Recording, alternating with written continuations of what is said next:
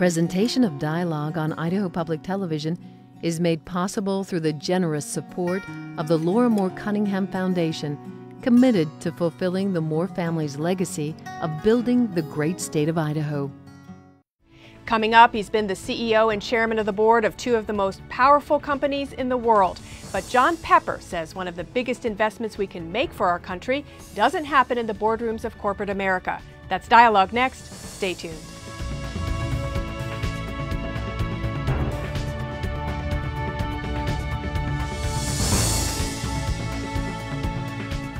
Hello and welcome to Dialogue. I'm Marcia Franklin. Idaho is one of only 6 states with no funding for preschool. My guest today believes that's short-sighted, both economically and morally.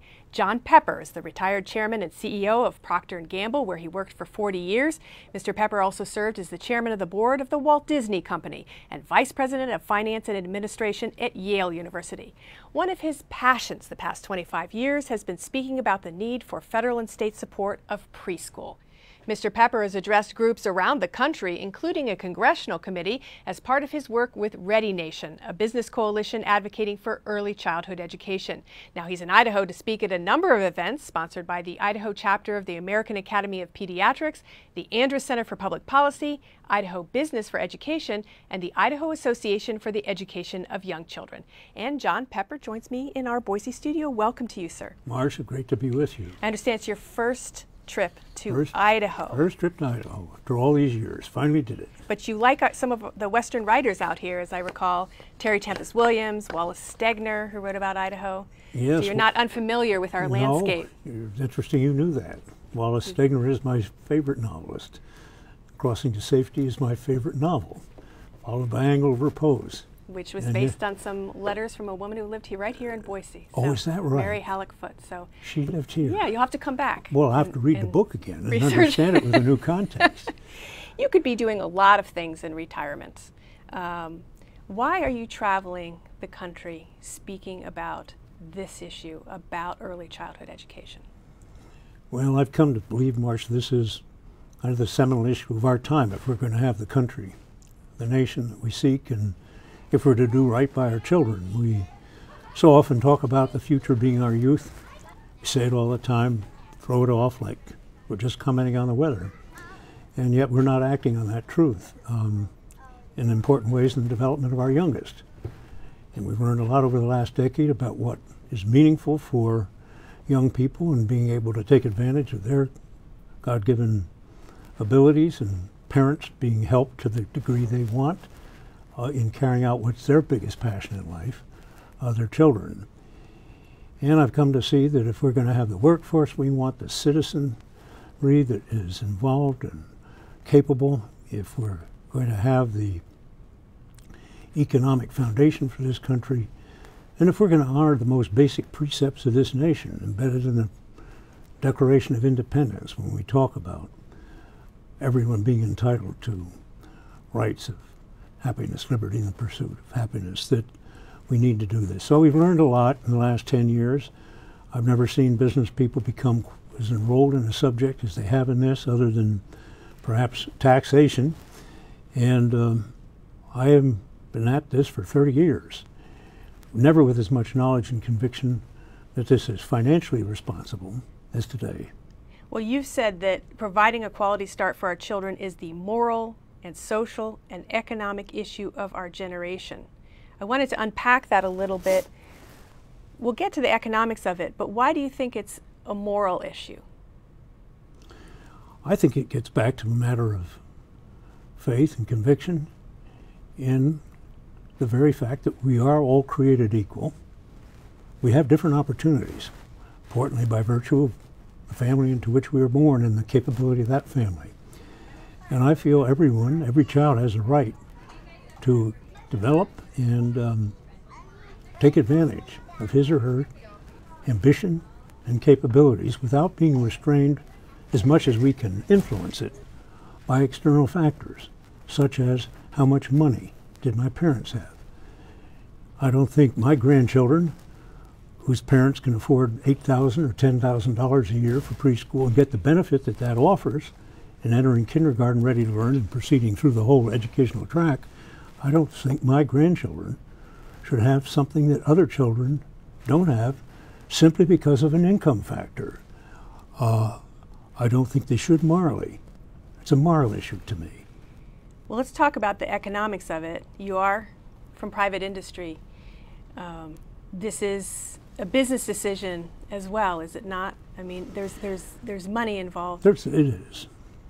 Tell me what convinces you, and the title of your op-ed in the New York Times was "Capitalists for Preschool." Right. Tell me what convinces you, as the former CEO of Procter & Gamble and was in the Fortune 50, Fortune 100, that this is a good business decision to put money into preschool. Right. There are 3 or 4 things that I mentioned briefly. One, there's irrefutable evidence now that preschool, followed by good quality kindergarten and K through 12, and the preschool component of it is absolutely essential if we're going to have the workforce that we need in the future. In the state of Idaho, where I am right now, there's a commitment by the governor, by the business community, that 60% of all adults, say age 24 to 30, will have at least 1 year of post-high school education. The fact is today only 41% do. What does that 19% difference mean? It means we don't have enough young people ready to take the good jobs. And you think preschool, going that far back, will help set them up to make sure they don't There's no question drop about out. it. We've accumulated over the last 10 years, and indeed in many ways 20 to 30 years, irrefutable evidence that shows the presence or absence of quality pre-K is going to make the difference between being reading on grade in the 3rd grade, graduating from high school, and going on. And that difference shows up in income levels, reduced costs and repeat grades, special education, all these matters, which then moves into the other element that makes business so much behind this, and that is we see it's what I would call a financial no-brainer. There aren't many things that you're presented with in business which combine 3 things. One, they're strategically important. They're vital for the future. The development of our youth, all of our youth, is vital to the future. Second, the results that show a particular pattern of experience, in this case pre-K as being part of it, leads to those results. And the third is you can run the numbers and see the cost of that pre-K relative to money you save and the added income and tax makes it a 2 or 3 or 4 to 1 payout. So tell me why government should get involved in that. There are already private companies that have gone into this arena to fill the gap. Right. Why should it be a public funding? It should be public funding in the same way that K through 12 is public funded. Private money is now involved and will continue to be. The United Way in Cincinnati, where I happen to live, puts 20% of the $62 million it raises each year into pre-K and home visiting. We're trying to make that bigger. But the practical fact of the matter is that private philanthropy will never provide this is what's needed. The other thing one has to say is that the amount of money, while not insignificant, when you look at it in terms of the total state revenue or the total federal revenue, always comes down to about 1%. We're doing something really silly in business terms. We're putting less than 5% of our total education money against that period of life where 90% of the brain develops. Business would really have a lot of problem with that. Your biggest opportunity where 90% of the development takes place, not just cognitively, but socially and emotionally, is taking place, and we are giving it 5% of the total money we spend. This has got it, we're upside down in how we're devoting our resources. As I mentioned at the top, Idaho is one of only half dozen states or so that does not have any kind of public support for preschool. In addition, as you probably know, we have voluntary kindergarten here. There's not mandatory kindergarten. Schools can have it if they choose to, and parents don't have to send their children. So there's already a feeling that kindergarten shouldn't be mandatory. It seems like it might be a tough row to hoe to get pre-K through, or the funding for it through legislature, or even the authorization for local entities to do that. Are you seeing this in other parts of the country? I'm very encouraged by what I'm seeing so you're in seeing other the parts reverse. of the country. Well, no, I see the same issues. let's face it, anytime you make a move like this, as it was to get to kindergarten across most of the country, maybe not totally here, it's always a question of pushing water uphill because it's a change. On one level, you have to eliminate some myths. There are some people who feel maybe pre-K is going to take children away from their parents. That's right. That's what I hear a lot here. Totally wrong. I mean, Head Start, its very foundation is bringing the parents in. And of course, it'll always be voluntary. If a parent, for some reason, does not want to take part of it, that is clearly their choice. But what we're seeing, despite the budget issues, we're seeing one state after another, one city after another, move ahead on this. Denver is one I particularly like to talk about, not too far from here, where they just passed for the second time a ballot initiative to bring pre-K to all 4-year-olds and now some 3-year-olds. They passed it initially in 2006. They just renewed it in 2014. And the reason that voters agreed to it, again, was they're seeing the tremendous results of it in the 3rd and the 4th grade among the children. The teachers are seeing it. We're seeing New York now adopt pre-K. 50,000 children in the city of New York will have quality pre-K going into next year that they didn't have before. The states of Oklahoma are moving ahead. This is not a partisan issue. This is not a red state versus blue state situation. Tennessee is moving ahead on it. Cincinnati, we're going to put a ballot initiative before the public in 2016, which in polling, 70% of the citizens of Cincinnati said they will support, in order to provide quality pre-K to all 3 and 4-year-olds. And we've learned from particular experience in New Jersey since 1998, where they've been doing it, that that's having a major effect. And 2 years is a lot better than 1. It takes time. This is a subject that needs to be pushed ahead by people who understand it. I was with Head Start teachers here earlier today, magnificent group. They've been in it for 20 and 25 years. I told them, don't give up. This is going to happen. Speaking of Head Start, there are people who have pointed to a study of Head Start done, as I understand it, a very good study, a gold standard study, that showed a fade-out effect of the children not doing as well after 1st and 3rd grade as had been expected. And so now fingers point at that study and say, look. Right. What's happened. No, I've seen those studies, and they're real. They have been done. There are a lot of technical issues I could talk about. I won't spend a lot of time on it. The control group have a lot of pre-K in it. But the basic message is this: it has to be high quality. And the other message is you've got studies that have gone on for over 30 years in North Carolina, Chapel Hill. You've had one since 1998 in New Jersey across 32 different school districts. You've had studies going on in Chicago since 1985, cohort groups compared to it going on into their 20s. And we're seeing differences that exist there in terms of employment, college, family formation, absence of criminal activity. You go right down the list, and it is from those that these cost figures that I mentioned have been drawn.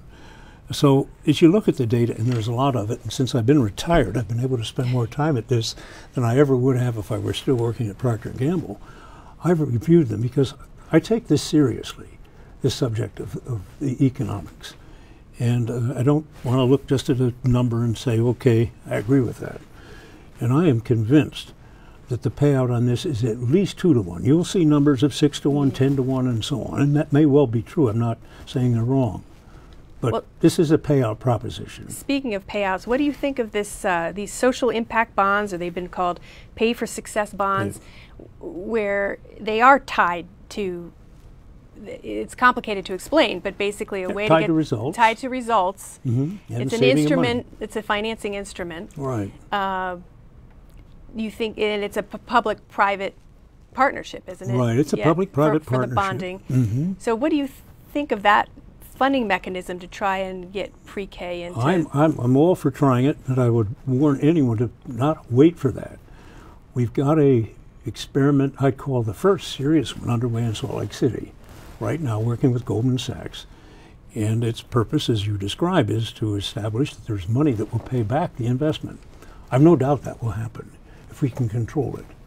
But this is going to take time. And I don't know if it's going to cover the whole amount. What I have read is that it might be able to cover an important portion of it, maybe 20 or 30% of it. But based on where I am now, I don't see it covering the whole thing. And I strongly advocate going ahead now in every place we can to make it happen. I don't want to have one more cohort this year and another next year and the next 5 years of children who miss the opportunity to develop, and society miss the benefit that provides for society, while we sit around waiting for 5 or 10 years to prove out something else when we know this is important and that it pays right now. Can I ask you very bluntly, as a former corporate executive who still obviously keeps in touch with business, what are we seeing in the workforce in the United States of America right now? What kind of deficit are we seeing in terms of education and jobs that are unfilled because we are not educating to our maximum? It's a big deficit. I mean, right now we have 10 million unemployed, and we have 4 million jobs we can't fill in this country because we don't have the people to fill them. Because they're not skilled enough for Not skilled those enough jobs. to have them. I was with Microsoft General Counsel not too long ago, and he made the statement that Microsoft is having to go outside the United States to fill the job for engineers they'd like to fill here. And he was distressed about that. And he was making these comments in the context of really needing to improve all our education, including STEM, but also pre-K. We have a deficit right here in Idaho. When you say that only 41% of the young people today have a post-high school education, and the jobs of the future will require 70% to have them, we have a deficit. And we're not going to be able to wipe that out. And it'll affect, in your view, the progress of the country going forward in manufacturing, in Absolutely. technology, and you've got to remember, what are other countries doing? If you were in France today, or Germany and England, 90% of the children there have quality pre-K. 90%. You know what it is in the United States? 25. You know what it is in Idaho? Less than 10.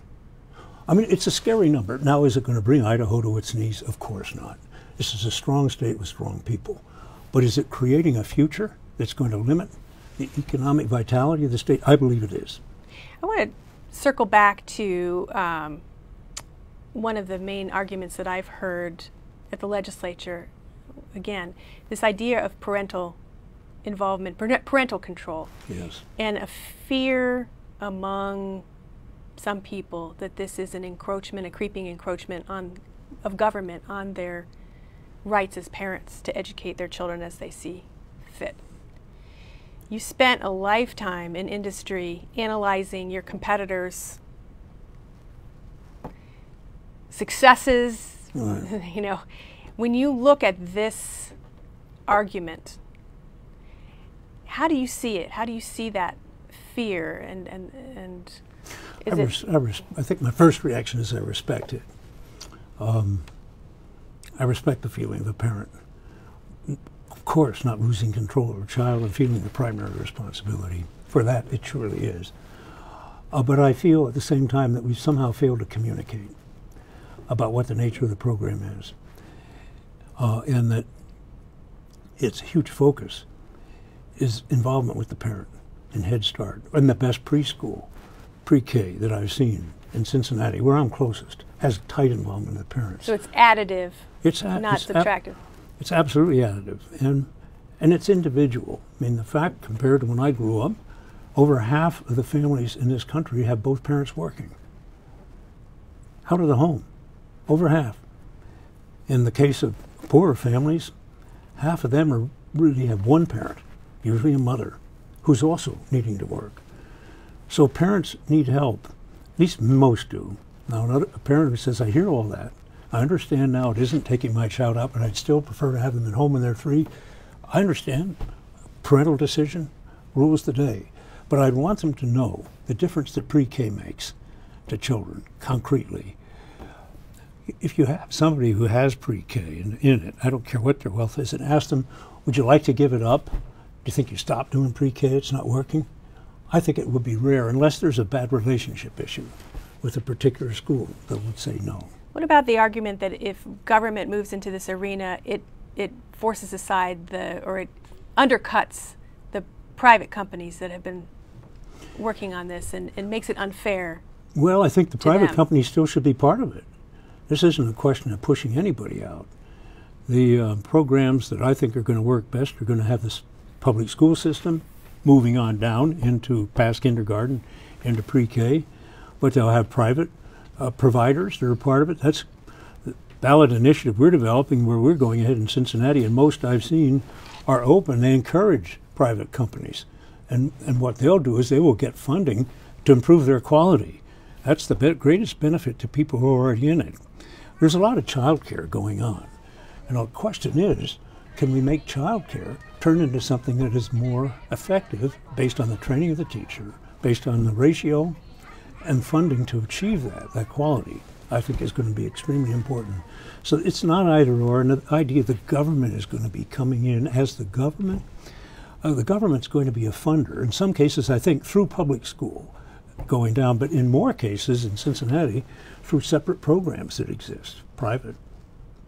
You mentioned that some people just haven't been convinced because they haven't really seen something. If you could show the opponent something, where would you take them? What would you show them? I'd take them to a preschool. I'd take them to a Head Start situation. I'd take them to the home of a mom who has their children in preschool. And if the mom would be willing to let us in the home to talk about that experience, I would want them to be as close to this as possible and experience what it means for a child and family, and to see the teacher interaction that's going on and draw their conclusion. I've gained far more nourishment, encouragement, inspiration to pursue this from actually being in pre-K settings, being in a home where there's a home visitor, and seeing that interaction between the mom and the baby and being helped in some way. That's why I'm here, because I've been able to see that. And also see the gaps, because when I know it worked, when I know it's beneficial, I know we're only doing it for 25% of the children that would benefit. We're only covering less than half of Head Start eligible children in Cincinnati. And of course here it's much less. I find that painful. Where does your passion for this subject come from? I'm not sure. I think knowing how important education has been to me personally is a big part of it. Because, you know, there's been a lot of criticism over the past, certainly decade, but definitely the last half decade, about the so-called one percenters, about corporate America, not caring about how the other 99% live. Yeah, I don't know about that. I think that would be an overstatement of how people feel. But in any event, as to my passion, you know, part of it comes from faith. Part of it truly comes that I think every person deserves every opportunity. You can't make every opportunity equal. The opportunity that exists in the family you're born into, there will be differences, everyone with their own opportunities, I suppose. But those opportunities that we can affect, health, education, through proven programs that work, that are financially responsible, those are opportunities we should make available to everyone we can, again with parental permission. And we have the knowledge to do that today. We have the knowledge of the financial responsibility that we didn't have before. You know, I was sitting on a plane. I talked to a lot of people on planes because it's a very interesting, you know, of course, we're all captive. Learn a lot, you learn a lot. But the gentleman on my most recent plane flight, he was surprised that he just moved here a year ago to work for a company, big company. And he said it's the only state he's lived in that doesn't have preschool. So he was surprised about that. Didn't stop him from moving here because he likes the quality of life. But he says that his daughter mostly watches Disney. His daughter's 18 months, 16 months, something like that. Watches mostly Disney films, movies. And I'm wondering, you used to be, of course, chairman of the board of Disney. What role do companies, advertisers have to make sure that the material that they're sending out over the airwaves, over the internet now, is quality material, since it may be the only thing that a child is watching? Right. It's a great question. And each company will have a different opportunity, probably. And Disney, as a company, has a very big opportunity. And it's one they're very conscious of. I've been off the board now 2 years, so I can't tell you exactly what's happening now. I can tell you that Bob Iger, who's the CEO when I was there and still is, had a very high priority in seeing how Disney, through its programming and through its stars, characters, can play a role in preschool early learning. Another thing, Procter & Gamble, we're working with Jackie Bezos She is running the Bezos Foundation, an enormous commitment to pre-K, looking for companies to come in and play a role in communicating, and we're looking at how we can do that on our Pampers packages. We reach a lot of babies through Pampers, and how we can communicate information and knowledge, and that's a small piece of what Jackie is trying to do. So we should be looking at that where we can. As we wrap up, I wanted to give you an opportunity to talk about something else that I know that you're very involved in. We only have about 2 minutes left, and that's the National Underground Railroad Freedom Center. Yes. Because this also is a center where people can learn about, well, it's about the inequities that have existed in our culture in the past and in the world still today. Your passion for that is great. Tell me why that's been such a big part of your life, that center. Well, I've been involved in that for 20 years, and I think what brought me to it has some relationship to what we've been talking about. And that is a conviction that we ought to help one another, that we're very different, but we too seldom take advantage of those differences, and we're separated by stereotypes. And there are stereotypes that affect us as a nation today. The poor, maybe they're not working. Why are they in that situation? And I saw the Underground Railroad, which of course tells the story of people who were enslaved being helped by people who didn't even know them and who were violating laws at the time, 1850 fugitive slave law, how they came together at the risk of their lives to help somebody else. And I thought that lesson, that inspiration that came from that, to the point of helping other people whom we're able to help achieve everything they're capable of in freedom, in the biggest sense of the word. Of course, you can't really have freedom if you don't have education. You're going to be real limited if you're really not developed in education or health. So there's a confluence here. I didn't start the Freedom Center thinking now I will extend my work in education in kids, but it was education. I believe in education so much, is empowering people. And it's doable. There's some things we don't know how to cure all forms of cancer. We can't do that. And we've got challenges on drug addiction in some cases. But we know how to provide educational support that will help. I just want to see it to us as much as we can. Well, thanks for taking some time to talk Marsha, about I'm glad I had the opportunity. your Thank passions. You. Yes. Thank you very much. You've been listening to John Pepper. He's the retired CEO of Procter & Gamble. He was the chairman of the board of the Disney Company.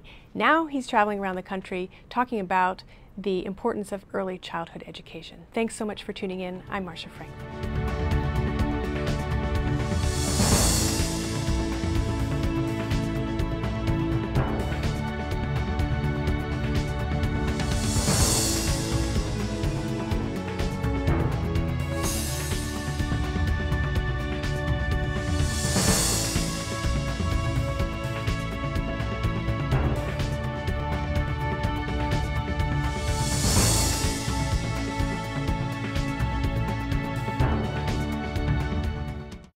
Presentation of Dialogue on Idaho Public Television is made possible through the generous support of the Laura Moore Cunningham Foundation, committed to fulfilling the Moore family's legacy of building the great state of Idaho.